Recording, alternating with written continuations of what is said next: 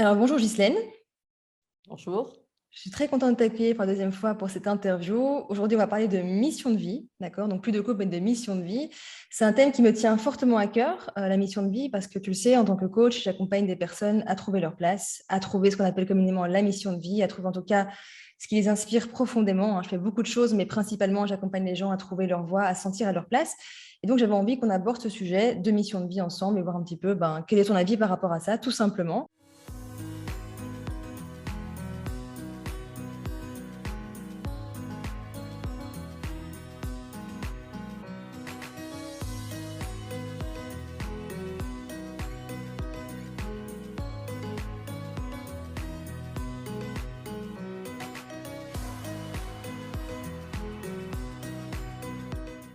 Pour les personnes qui me découvrent, je vous invite à vous inscrire à une session déclic qui se trouve en dessous de la vidéo. Vous avez un lien pour vous inscrire.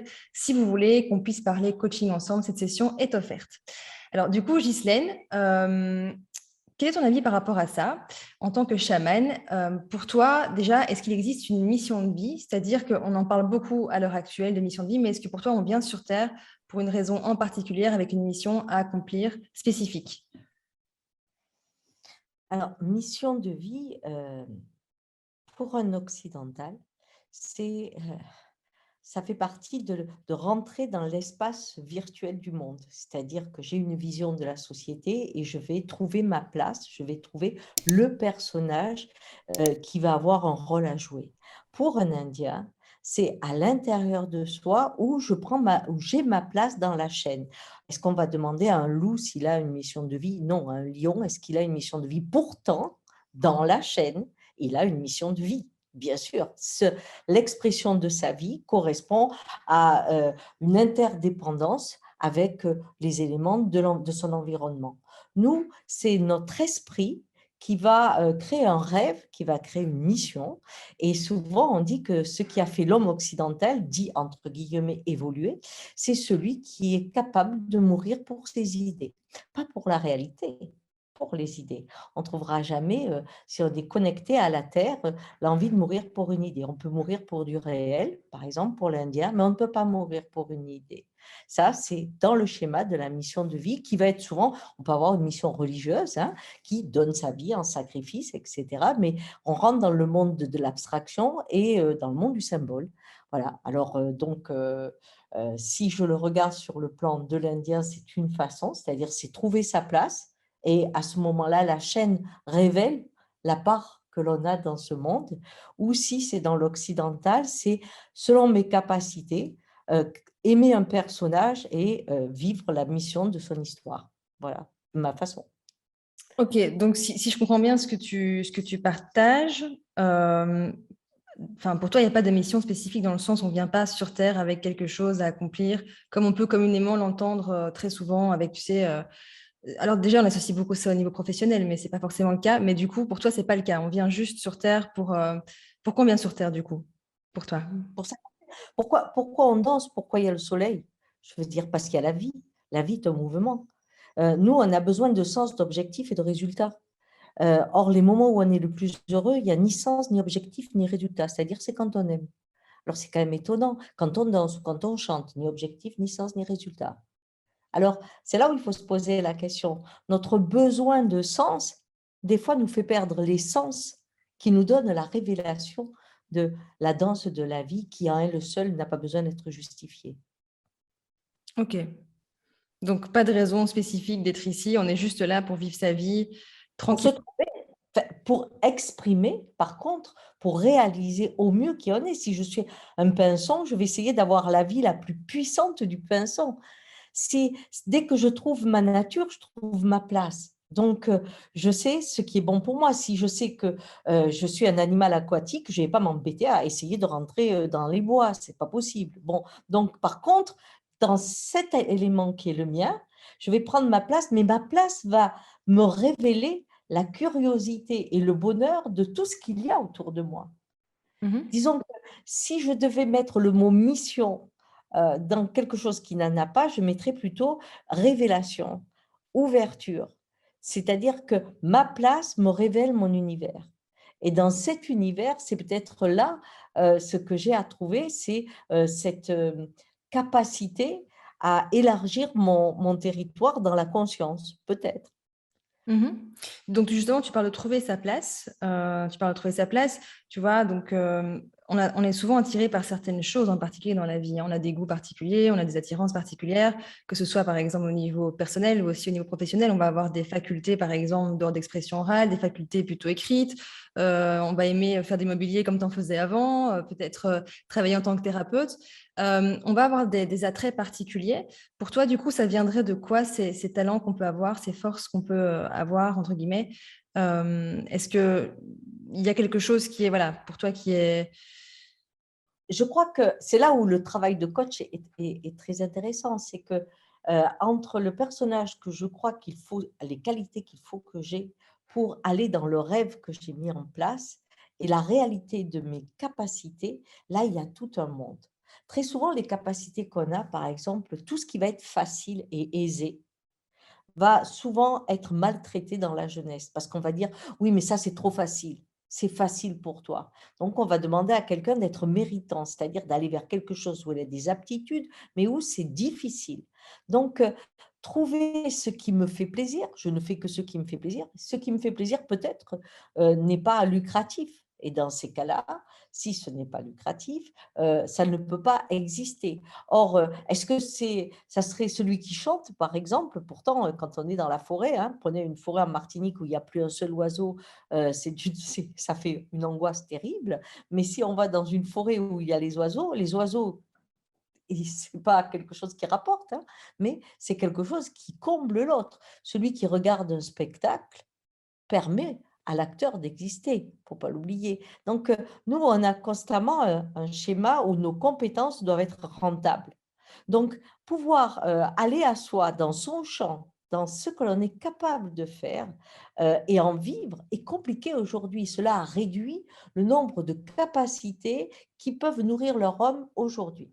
On voit bien que tout ce qui va être au niveau manuel, par exemple, hein, si je suis douée pour être menuisier, même pour être plombier, pour faire des choses comme ça, aujourd'hui, la capacité essentielle, c'est que je puisse répondre à des papiers et à une structure informatique qui rend fou. On a des artisans, des ébénistes, des gens doués J'ai qui entendu vont, parler de ça. voilà, qui vont quitter leur métier tout simplement parce que l'aptitude qui est nécessaire pour exister et manger dans ce monde, ils ne l'ont pas. Mhm. Donc, trouver sa joie dans ce que je suis capable de faire dans notre monde, eh bien, est de plus en plus difficile parce que les compétences qui nourrissent sont de plus en plus limitées et essentiellement intellectuelles. Essentiellement intellectuelles. Tout ce qui va au niveau du manuel et on ne sait plus faire des choses. Or, la joie, souvent, c'est de fabriquer les choses, hein. Tout ça, c'est tellement mal payé, maltraité, peu honoré et surtout remplacé par des ordis ou par des mécaniques que être en accord avec soi aujourd'hui est compliqué. Vraiment, c'est pas un vain mot de dire ça et au lieu de parler de mission, c'est réalisation. Comment je me réalise? Eh bien, si je suis dans un monde où mes aptitudes, ne sont pas me donnent pas la capacité de manger, je vais être obligée de me créer un personnage pour pouvoir survivre. Mhm. C'est très intéressant. Du coup, qu'est-ce que tu... Imaginons que tu es quelqu'un qui vient te voir et qui te dit, voilà, moi, je suis pas heureuse dans ce que je fais, je suis pas bien dans ce que je fais, je n'aime pas ce que je fais, et pourtant j'aimerais faire tel métier, d'accord, un autre métier qui n'a rien à voir. Est-ce que tu lui dirais enfin, d'aller vers ce qui a du sens pour cette personne, tu vois, ou est-ce que c'est toujours vers ça qu'on devrait aller, vers vers ce qui résonne en soi, vers ce qui vibre, vers ce qui nous inspire. C'est là le chemin en fait C'est de... là où on est heureux. C'est Ouais. simple, c'est ce qui rend heureux. Il y a des gens, par exemple, qui, dans les situations les plus horribles, sont heureux. C'est-à-dire accompagner, des personnes, par exemple, quand elles sont, en fin de vie, il y a des gens que ça leur plaît. Aller sur des endroits où il y a la guerre, et là où 90 fuiraient, eux sont à l'aise, c'est leur aptitude.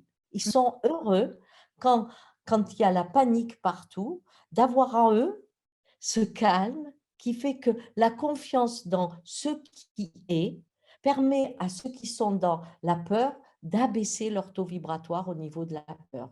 C'est juste ça.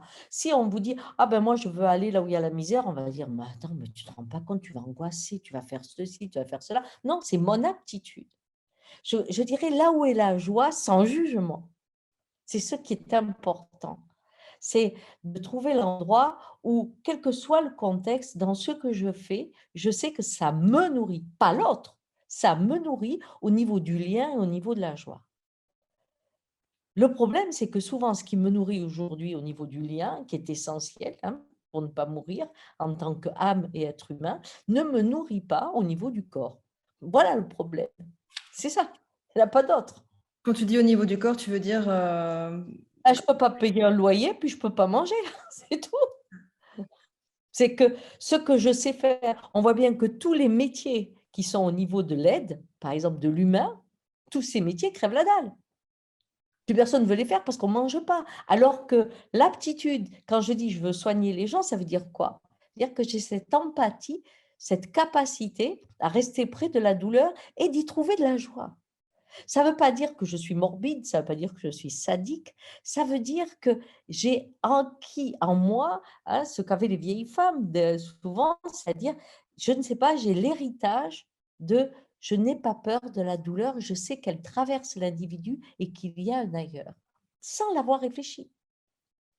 Et, et c'est ça qui est difficile aujourd'hui, c'est d'aller dans sa joie sans jugement et qu'elle puisse nourrir son homme. C'est ça, c'est dur. C'est vrai que c'est pas évident. Du coup, tu as donné un super exemple en parlant des personnes qui pouvaient être entourées, enfin, tu l'as pas formulé comme ça, mais c'est comme ça que je le reformule, de misère ou de choses très difficiles, mais garder son calme intérieur. D'après toi, est-ce qu'il y a quelque chose qui peut aider à garder son calme dans les situations de chaos, par exemple, que ce soit, on peut prendre des exemples extrêmes, même de guerre, là c'est vraiment dans le top de ce qui peut perturber un être humain, mais est-ce que dans les situations les plus extrêmes, qu'est-ce qui peut amener justement à garder cette forme de calme intérieur, selon toi? Bah, nos aptitudes se révèlent avec notre environnement et on est une chaîne. Par exemple, dans un tremblement de terre, il y a ceux qui vont être sidérés, il y a ceux qui vont être actifs. Mais on va se rendre compte que l'actif va pouvoir aider le sidéré. Il va se sentir encore plus puissant. Donc, en fait, celui qui est fragile va nourrir celui qui est fort. Et l'un et l'autre vont permettre de traverser la blessure ou le traumatisme ou ce qui arrive. Il y a très peu, on dit en gros qu'il y a à peu près pas 30% d'individus qui, après un tremblement de terre, un gros traumatisme, ont du mal à faire la résilience. 70% se passe très très bien parce que notre nature profonde se révèle avec le choc de l'environnement. Et elle se révèle d'une façon comme la chaîne, le faible nourrit le fort, etc. Et donc, c'est ça qui est magique dans l'humain, c'est qu'il vit toujours interconnecté. Alors, on est surpris parce que certains qu'on croyait peureux deviennent au contraire des gens qui font des choses incroyables, et ceux qui sont forts dans un environnement, pas tous, mais on découvre ceux qui sont forts dans un environnement connu peuvent se retrouver paniqués et ne pas bouger dans un environnement qui explose. Et d'ailleurs, ce sera le problème des années très proches qui nous viennent. Ça va être le vrai problème. Parce que comme nous allons avoir un choc de culture, un choc de société, eh bien, les capacités à s'adapter dans un environnement qui n'est pas prévisible, eh bien, ne s'éveilleront pas de la même façon pour chacun. Et que ceux qui sont des fois aujourd'hui peut-être dans une situation difficile se sentiront très à l'aise dans un environnement très compliqué, mais qui n'est pas prévisible. Tu disais en fait que c'était, je ne sais plus comment tu l'as formulé exactement, tu disais que on se révélait avec notre environnement, c'est ça? Du coup, ma question par rapport à ça, c'était, est-ce que du coup c'est une bonne chose, les événements difficiles qui peuvent nous arriver, quels que soient finalement ces événements difficiles, on peut parler de beaucoup de choses qui peuvent arriver dans la vie d'un être humain, chacun aura une vie individuelle et différente, mais les choses se retrouvent évidemment. Donc pour toi, comme on se révèle finalement face, je vais le dire autrement, mais à l'adversité, c'est une bonne chose du coup que ça arrive? Ben, à nouveau, si on veut qualifier bon et mauvais, on se retrouve coincé. On a une vie qui nous sculpte. La montagne, elle est sculptée par la mer, elle se transforme, l'arbre se transforme, tout se transforme par la vie. Et la vie, quand elle le sculpte, parfois, ce sont des blessures qui deviennent des ouvertures et pour certaines, des parures. C'est-à-dire qu'au contraire, leur blessure va être leur façon de communiquer. Mais dans tous les cas, c'est une initiation. On est traversé par l'ensemble d'une vie et il y a des moments douloureux et des moments heureux, comme il y a la pluie et le beau temps. C'est à peu près la même chose qui se passe. Mais dès qu'on le qualifie, on va à nouveau y donner du poids ou pas. C'est-à-dire que mes moments heureux, je ne les verrai pas passer. Mais alors, les moments malheureux, oh là là, ceux-là, je ne risque pas de les oublier. Donc, en fait, je vais donner du poids là où ça fait mal. Mais ça, c'est notre culture. Hein. On a quand même, on adore célébrer la souffrance. Hein. Donc, on va garder la douleur et on ne va pas être en conscience quand les moments heureux sont là. Parce qu'on les évalue en bons et mauvais. C'est ça, donc pour toi, il n'y a pas de bon ou mauvais, c'est juste des événements, point. Mais par contre, ce qui nous arrive, parce que c'est une phrase qui dit ce qui ne tue pas rend fort, quelque part, les événements dits compliqués ont tendance quand même à nous rendre plus solides, plus créatifs, à révéler des talents qu'on a aussi en nous, à nous faire voir finalement le potentiel qu'on a aussi. Bah, si on prend la graine, hein, quand arrive le gel, elle le germe, c'est-à-dire qu'elle s'ouvre et hop, la plante sort. Bien, c'est la même chose, nous sommes aussi des végétaux. On est des animaux, des végétaux, des minéraux, on a à peu près toute la planète en nous. Hein. Donc, c'est la même chose quand on se retrouve devant une difficulté qui nous fait geler, hein, on se bloque et puis paf, on est obligé d'ouvrir et une part de nous qu'on ne connaissait pas s'éveille.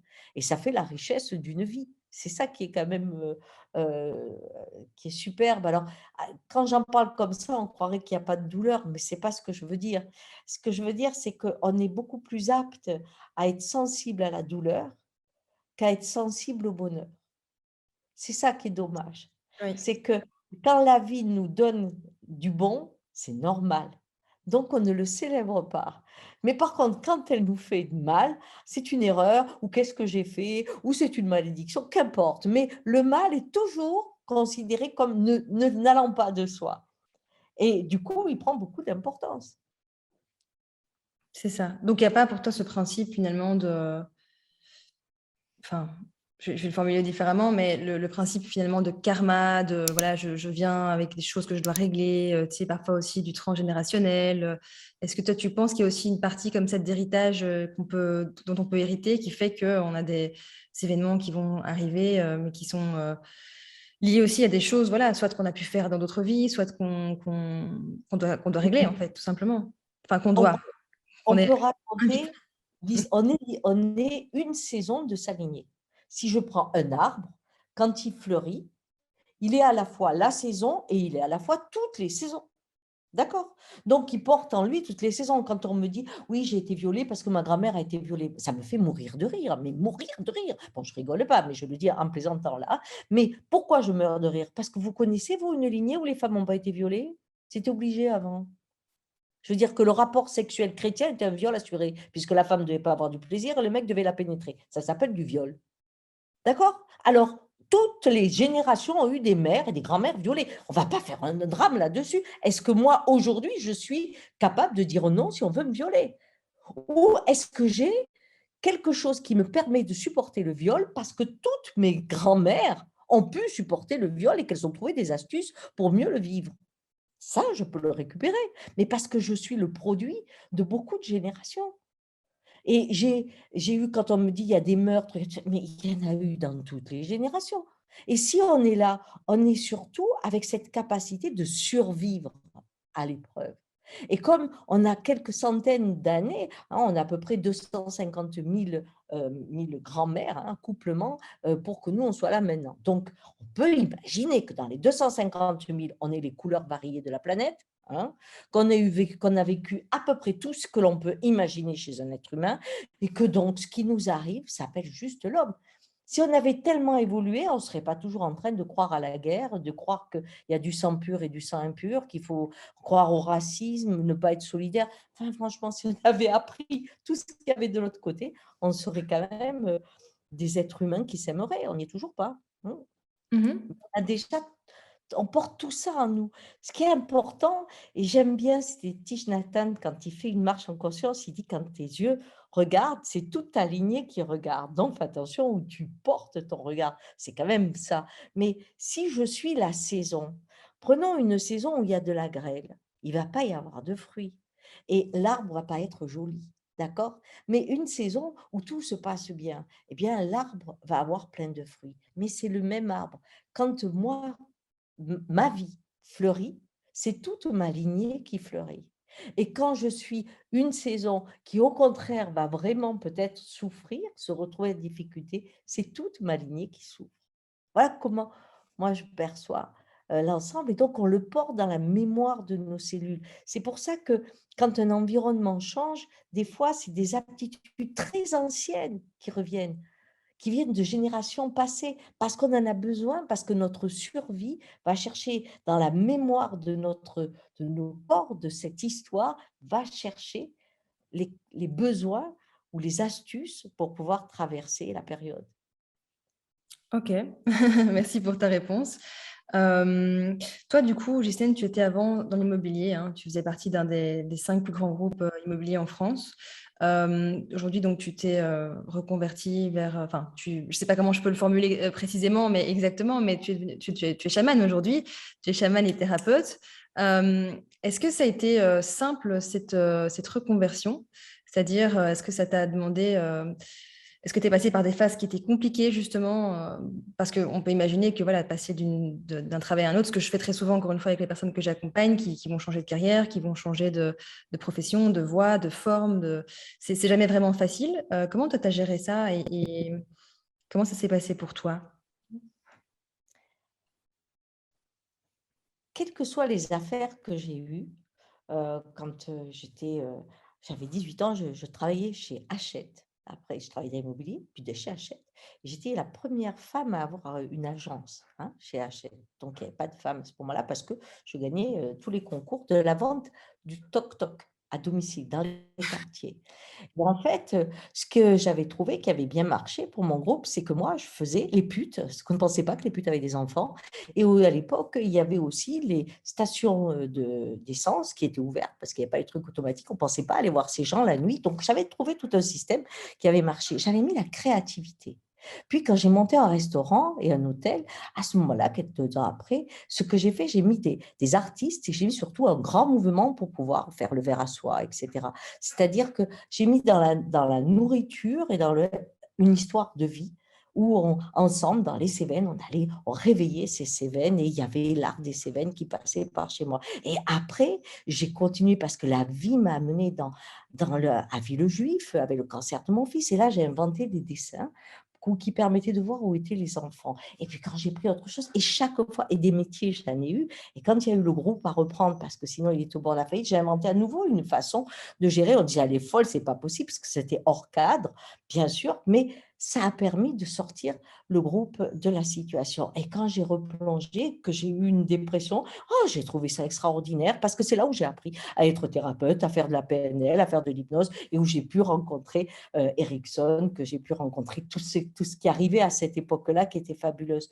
Et ainsi de suite, dans mes voyages ensuite, j'ai réalisé que ce que je faisais, eh bien, m'a mené à être une autre personne. Ce qu'il y a de commun dans tout mon voyage, c'est que j'ai aimé tout ce que je faisais. Ça, la base, c'est le lien humain. Dans quoi que ce soit, quel que soit le domaine, c'était à ma façon, je le ferai comment? C'était vraiment à ma façon, dans ce que j'aime. Chaque fois, mon fil conducteur a été l'amour de ce que je faisais. Et quand j'ai commencé, au départ les coachings parce qu'on avait eu la crise, et cetera, puis la thérapie et puis après je suis passée dans cette autre dimension de l'indien et maintenant ce que je fais est encore autre chose. Et il y a des gens qui me suivent des fois depuis 10, 15 ans, ils me disent: «C'est fou, c'est jamais la même chose». Mais ça ne peut pas être parce que j'ai un goût de la vie incroyable. Quand je faisais des crêpes, j'ai vendu des crêpes aussi avec un camion, on m'avait dit qu'on devait faire fortune, ça marchait pas, mais j'avais inventé la crêpe amoureuse. Et alors, cette crêpe avait soi-disant un truc qui faisait que quand tu la mangeais, ton histoire d'amour allait marcher, ça te portait. En fait, c'était des crêpes talisman et ça marchait très bien. Mais c'est constamment amener un peu de soi dans un monde qui est organisé. C'est amener son champ, hein. Et je crois que c'est ça qui fait que le regard est tellement différent de celui qui est appris à l'école, de celui qui est appris dans les formations, que ça permet d'innover. Et l'innovation, à ce moment-là, ça marche souvent. Mhm. C'est très beau en tout cas comme témoignage, d'avoir tant d'amour justement dans ce que tu faisais et à partager.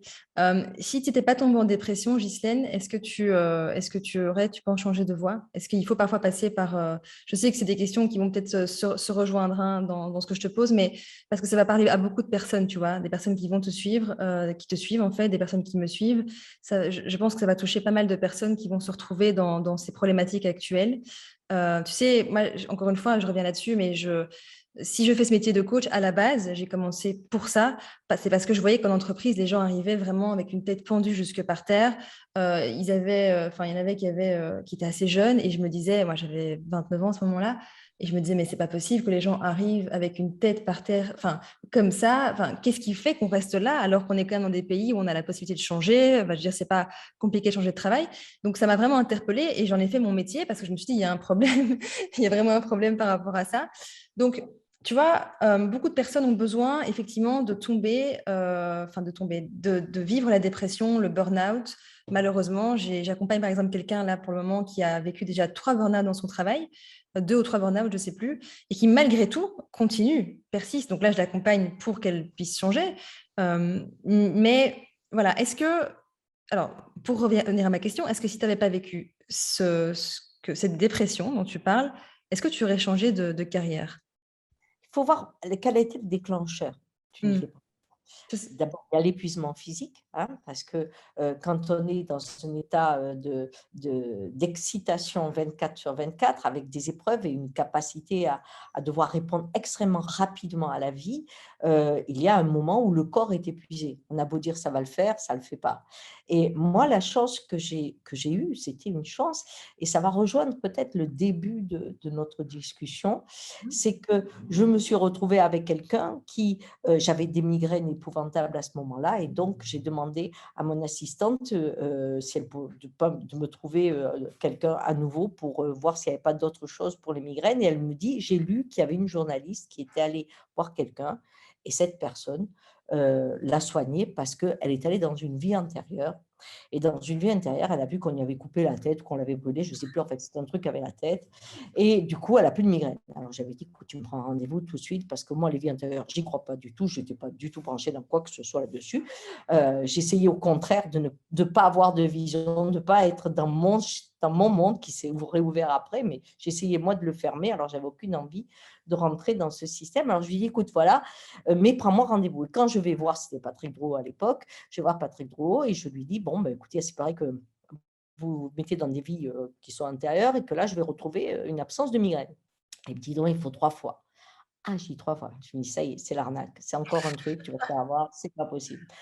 Bon, alors, j'ai dit, très bien. Bon, il me dit, alors, il m'allonge. Il me dit, alors, on va d'abord passer dans l'adolescence, puis dans le ventre de votre mère, et après, dans le truc. Donc, en 3 étapes. Sauf que, évidemment, j'avais des aptitudes depuis ma naissance. Donc, en 5 minutes, vlouf, j'étais déjà dans la trajectoire de mon arbre, je pourrais dire maintenant. Et je me suis rendu compte, j'ai vécu plusieurs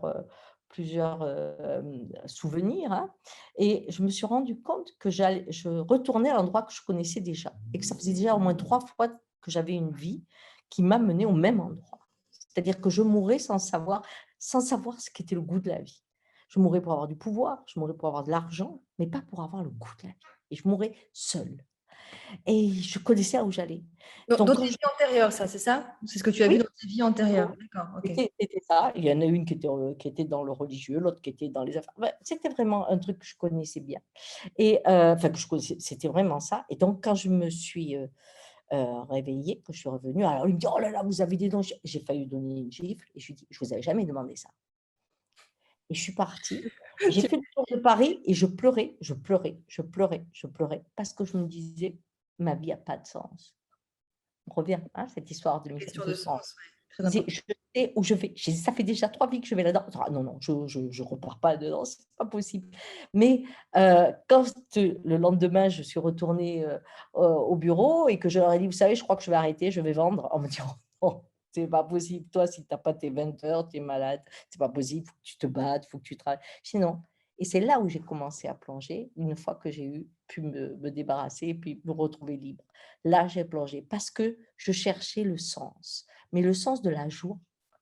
C'est-à-dire que le pouvoir, comme on confond souvent l'excitation et la joie. Le pouvoir, ce sentiment qu'on est important. Je me souviens quand je prenais l'avion, ou même quand on venait me chercher en voiture, tout ça, j'avais l'impression que j'étais importante. Je ne pouvais pas être fatiguée puisque j'étais importante. Donc, l'importance donne l'illusion d'une sécurité et d'être vivant. Alors que la joie simple donne l'éternité du moment. Et ça a un goût, c'est un élixir. Mais pour ça, c'est se retrouver dans ce vide et il y a le moment où on se dit, quand on a eu une grosse activité: «Mais ça sert à quoi?» On cherche du «ça sert». C'est utile à quoi? Ça aussi, c'est et il y a un grand vide où il y a: «Je suis fatiguée, je veux pas rentrer dans cet utile, je veux pas rentrer, j'en ai marre de me battre, je veux plus ça». Donc il y a un moment de désespoir pratiquement parce que le moteur qui donne vie paraît impossible à trouver. On sait faire ça, alors c'était juste trouver une autre capacité, ça n'a pas de sens. Par contre, quand j'ai commencé à comprendre le mystère de mon fonctionnement et de voyager, de rencontrer des Indiens, de rencontrer des natures qui m'ont ouverte encore plus, alors là, j'ai compris que c'était pas ni utile, ni fonction, ni pouvoir, ni truc, c'était la capacité du lien qui me révèle à chaque jour l'immensité de l'être humain que je suis. Parce que c'est infini. Quand on se met en résonance avec soi, il y a pas de limite, il y a pas de palier.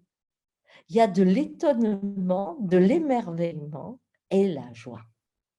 Et ça, c'est pas ce qu'on va chercher le plus. On va chercher l'excitation, la satisfaction, la reconnaissance, mais la joie, mmh, Moi, ce que, c'est ce que je lui. retiens, ce que je retiens de ce que tu viens de partager, qui est très intéressant, c'est que les mots de tête que tu avais, et ça me parle particulièrement pour quelqu'un à qui je pense en particulier, que les mots de tête que tu avais, en fait, bon, étaient liés à plusieurs choses, mais en tout cas, ces mots de tête-là t'ont permis, en allant voir ce spécialiste, de pouvoir finalement changer ta trajectoire de vie et faire vraiment ce qui aujourd'hui a vraiment du sens pour toi. Donc, c'est finalement ce symptôme qui n'était qu'un symptôme d'autres choses t'a permis de pouvoir aujourd'hui en être là où tu es. Donc, c'est magnifique au final. Oui, sauf que la migraine, je l'avais depuis l'âge de 6 ans, Ok. d'accord? Donc 6 ans, il y a pas de gros bon, à 6 ans, j'avais la migraine. Aujourd'hui, j'ai toujours la migraine. Ah oui? Je peux me paralyser, être aveugle et me retrouver à l'hôpital. J'ai des énormes migraines. Mais ce qu'on apprend aussi quand on est chaman, c'est qu'on est souvent les chamans sont malades tout le temps. C'est-à-dire qu'il y a souvent une façon de vibrer avec le monde qui, comment dire? Dans la douleur, on est obligé de rentrer dans l'instant. Quand la douleur est trop forte, il faut que les pensées soient légères parce que si même si j'imagine un ciel avec des nuages noirs, je vais avoir plus mal. Donc je suis obligée d'apprendre à respirer, à être consciente de tout et à laisser aller ce vivant au-delà de la douleur. Donc il y a des bien sûr, j'ai eu des patients qui avaient des on a des migraines des fois qui parlent des mots, de mots qu'on ne peut pas soigner, mais et quand on les délivre, on n'est plus migraineux. Mais le migraineux, on le sait maintenant, c'est chimique, c'est au niveau du cerveau, hein, il y a quelque chose qui manque et c'est pour ça qu'aujourd'hui, on a inventé le botox, hein, pour le migraineux et ça marche en plus. Donc Oui. ça fait 3 mois que j'ai ça, c'est super. Mais sinon, c'est constamment la vie qui rappelle au corps qu'il est douloureux. Mais du coup, on est obligé de rentrer dans une route de méditation à l'extrême pour que, au-delà de la tempête, on trouve aussi encore le plaisir de vivre. Et il y a une hypersensibilité qui se développe qui est assez étonnante. Donc, pour mon cas, ça m'a permis de faire énormément de voyages, de rencontrer des… Alors, Patrick Drault, ce n'était pas un spécialiste AMIRES, c'est un spécialiste des vies antérieures. C'était un physicien qui était passé aux vies antérieures. Mais j'ai vu des tas de gens, des guérisseurs, des magnétiseurs, j'ai fait des régimes. Oh là là, ça a été, et là je te rejoins, ça peut être, ma blessure peut être mon chemin. Hein, c'est-à-dire l'handicap peut être un moment, au contraire, ce qui élève plutôt que ce qui enfonce, quand on le prend comme une voie d'initiation. J'ai mal, mais ça m'initie, je vais rencontrer des gens, je vais rencontrer des techniques, je vais aller pour chercher à perdre ma douleur, je vais rencontrer des grands bonheurs. Et aller vers ton chemin, du coup, puisque tu fais des rencontres, puisque tu cherches. On est sur son chemin. Pour moi, il n'y a pas un chemin à trouver. Je ne peux pas aller ailleurs que là où je suis. Par contre, comment je le vis, ça, c'est sous mon contrôle. Alors justement, tu parlais de sens, c'est très très intéressant finalement. La question du sens pour un être humain, je pense que c'est central. Donc toi, tu étais dans l'immobilier. Est-ce qu'à ce moment-là, ça avait du sens pour toi d'être dans l'immobilier, puisque tu Complètement. aimais ce que tu faisais? Moi, je voulais être milliardaire et je voulais, pas être président de la République, mais je voulais avoir un rôle politique important. Voilà, c'était simple. Et qu'est-ce qui fait qu'à un moment donné, ça n'avait plus de sens alors? Qu'est-ce qui fait que malgré tout, tu ne trouvais plus Je ce... l'avais déjà fait pendant 3 vies. J'avais déjà été au plus haut. Ça ne m'intéressait plus. Parce qu'on y finit seul.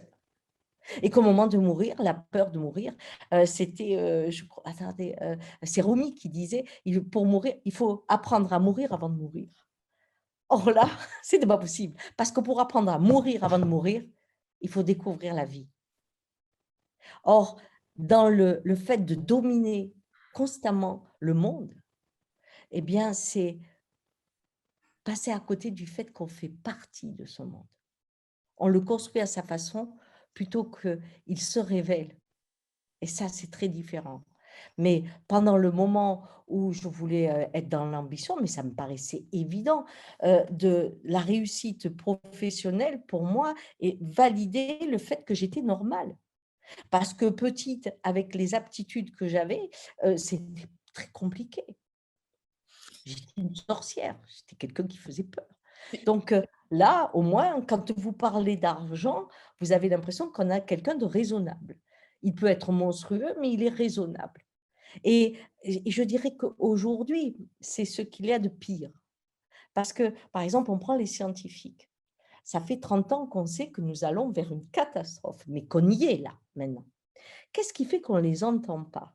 C'est qu'on veut que la science soit raisonnée. Donc, le ton employé est un ton calme, est un ton comme s'ils étaient détachés. Je vous dis que 2 et 2 font 4. Or, quand on voit le nombre de scientifiques qui sont dépressifs aujourd'hui avec ce qu'ils sont en train de découvrir qui va arriver, eh bien, ça devrait être des cris, des pleurs et des larmes. Pourtant, j'ai vu ça, vous vous rendez compte où on va? Si on les voyait pleurer, crier, si on voyait le corps sur les mots et les connaissances qu'ils ont, alors on aurait senti avant qu'on était en danger. Mais le ton qui nous fait croire qu'on domine une situation, et quand on est dans ce personnage, on croit en plus y être, eh bien, empêche d'écouter la musique du vivant qui, lui, nous guiderait bien mieux et nous apporte tellement plus. Mais il faut l'avoir vécu. Partager une vie, c'est bien, mais le chemin que l'on fait à ses propres expériences, qu'elles soient à un haut niveau, à un bas niveau, c'est la même chose. Je veux dire, les moments de réussite donnent l'idée qu'on est puissant et on se sent en sécurité dans la puissance. Alors qu'en fait, dès qu'on est puissant, la peur de perdre cette puissance nous met en insécurité. C'est ça qui est terrible. Quand on gagne 100, il faut 200. Pourquoi? Parce qu'il y a l'idée qu'on peut perdre les 100. Donc, il en faut 200. Mais ça ne s'arrête pas. Alors comment trouver cette sécurité intérieure du coup?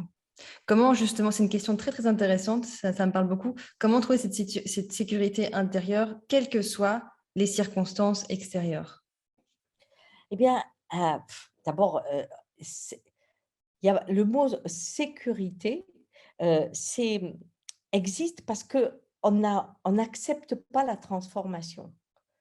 La sécurité, c'est maintenir le monde tel qu'il est. Imaginez-vous, toi, que tu es une fleur, par exemple, et ta sécurité, ça serait de rester un bouton. Ah oui, parce que si tu commences à t'épanouir, tu vas faner après. Donc, il faut que tu trouves toutes les choses pour rester un bouton, pour rester toujours jeune. Donc, Voilà, et tu es dans une insécurité permanente. On est dans la culture du mort, parce qu'on refuse la transformation. On ne va que vers l'ultime transformation, ça sera la mort, hein, mais c'est parce qu'on perd notre expression. Mais en fait, cette peur de disparaître nous empêche de se sentir à l'aise dans le mouvement.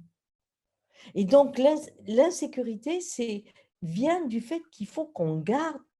On voit bien, et maintenant on veut être en plus gardé, on a des caméras partout, donc on va être enfermé. Quand on voit les gens très très riches sont en train de créer des maisons avec des murs, des drones partout, ou sous la terre, parce qu'eux aussi ils pensent à ce qui nous arrive dans le climat, mais comme ils ont les moyens, ils les expriment à leur façon, bien sûr. Mais c'est des prisons qu'ils sont en train de construire, bien sûr, il y a des jolis sofas, et alors? Mais quand mes rues, quand même, moi, je suis née à une époque où on ne fermait pas les portes, quoi. Parce que c'était incroyable. Aujourd'hui, on dit: «Tu fermes pas?» «Ah ben non, je ferme pas». «Ben, tu vas te faire voler?» «Mais non, je peux me faire voler». Il y a moins d'agressions qu'avant, mais c'est pas les caméras qui l'ont mis. Quand il y a de la violence, on sait que c'est la faim. J'ai faim, j'ai de la violence. Quand la famine est là, bien entendu, ventre affamé n'a pas d'oreille, on le connaît. Mais quand les gens vont bien, il y a moins d'agressions, bien sûr. Tu Mais disais, notre idée est folle. Enfin, je veux dire que la sécurité, ce besoin d'être en sécurité fait que je finis tout seul avec un écran et 3 caméras. C'est quand même ça le grande sécurité qu'on nous prévient aujourd'hui, et ça a une cote incroyable, oui, c'est la folie. tu avais La partagé dans folie. une de tes vidéos d'ailleurs qui m'avait pas mal parlé. Tu parlais du fait qu'on pouvait finalement perdre tout ce qu'on avait, on pouvait perdre l'argent qu'on avait, on pouvait perdre tout en fait, mais que ce qui finalement pouvait apporter une forme de sécurité, c'est de savoir qu'on avait quelqu'un chez qui aller, dormir, se sentir que voilà, on n'est pas tout seul. Finalement, c'est ce lien humain, cette relation à l'autre, c'est ces relations qu'on peut avoir qui fait que, est-ce que finalement, c'est pas ça ce qui pourrait finalement nous rendre en sécurité, se dire qu'on n'est pas tout seul et que si on avait quelque chose qui se passait et que tout peut arriver dans la vie, ben, on a quand même toujours des personnes sur qui on peut compter. Oui, et aujourd'hui, l'individualisme qu'on a développé à un point incroyable et les faits divers qui ne font qu'agrémenter, nos journaux, font que le voisin fait peur. C'est marrant, on peut confier sa vie sur internet, mais la partager avec le voisin du coin, c'est impossible. Donc, du moment que l'autre l'autre devient une fonction, c'est-à-dire: «J'ai besoin de toi», c'est une fonction. On n'est pas dans la joie du partage. D'ailleurs, en amour, on dit: «Qu'est-ce que j'y gagne?» hein? «Qu'est-ce que j'y gagne?» Attends, c'est un verbe qui me tue chaque fois. Mais en fait, on a une façon d'être avec l'autre, que c'est une, comment dire? On va construire une famille, on va faire des choses, il doit être utile. Enfin, c'est à nouveau, heu quand on se regroupe et qu'on chante ensemble, hein, ou quand, on danse, comme là, quand il y a ce garçon qui a mis, tadin tadin, comment c'était la chanson? «Nous, on veut encore continuer à danser». Bon, et à un moment, il l'a fait dans une rue, j'ai vu les gens se mettre à danser, moi je me suis mise à danser, bien entendu, mais on avait envie tous de danser et on avait l'impression que le voisin est proche.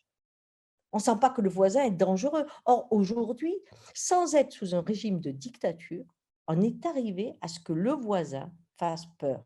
Et là, on recommence le même schéma de peur qu'on enfonce un petit peu plus avec qui je peux fréquenter et qui je ne peux pas fréquenter. Et on arrive avec des codes qu'on connaît très bien. Chaque époque qui a vécu ça se retrouve avec les mêmes mots, le sang impur, le sang pur, enfin toutes ces choses, les religions. Si je suis français, je dois être chrétien, hein, parce que sinon, je suis pas bon.